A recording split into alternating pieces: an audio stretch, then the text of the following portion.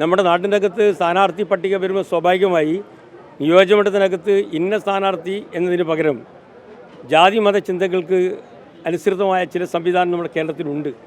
ഇപ്പോൾ മേപ്പയിൽ നിയോജകമണ്ഡലത്തിനകത്ത് എൻ്റെ സുഹൃത്തായിരുന്ന മത്തായി ചാക്കോ അവിടെ മത്സരിക്കുമ്പോൾ ആ നിയോജകമണ്ഡലത്തിനകത്ത് ഒരു ക്രിസ്ത്യൻ കുടുംബം പോലും ഉണ്ടായിരുന്നില്ല. ഇടതുപക്ഷ പ്രസ്ഥാനം 10,000-കണക്കിന് വോട്ട് അത് ജയിപ്പിക്കുകയുണ്ടായി.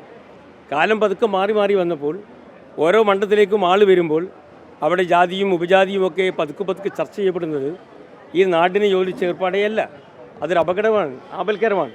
തെരഞ്ഞെടുപ്പിൽ ജയിക്കുകയും തോൽക്കുകയും ഒക്കെ ചെയ്യും. നാടുണ്ടാവണമല്ലോ, രാജ്യമുണ്ടാവണമല്ലോ. അതുകൊണ്ട് അത്തരം പ്രവർത്തനങ്ങൾ ഏത് ഭാഗത്തുണ്ടായാലും ഏത് കക്ഷി ഉപയോഗിച്ചാലും ആരുപയോഗിച്ചാലും അതിനെ നിരുത്സാഹപ്പെടുത്തേണ്ടതുണ്ട് എന്നാണ് ഞാൻ പറഞ്ഞത്. പൊതുസമൂഹത്തോടും ചോദിക്കണമല്ലോ, എൻ്റെ ഇങ്ങനെ ഒരു പേര് എനിക്ക് യോഗ്യതയും അയോഗ്യതയും ഉണ്ടാവാൻ പാടില്ല.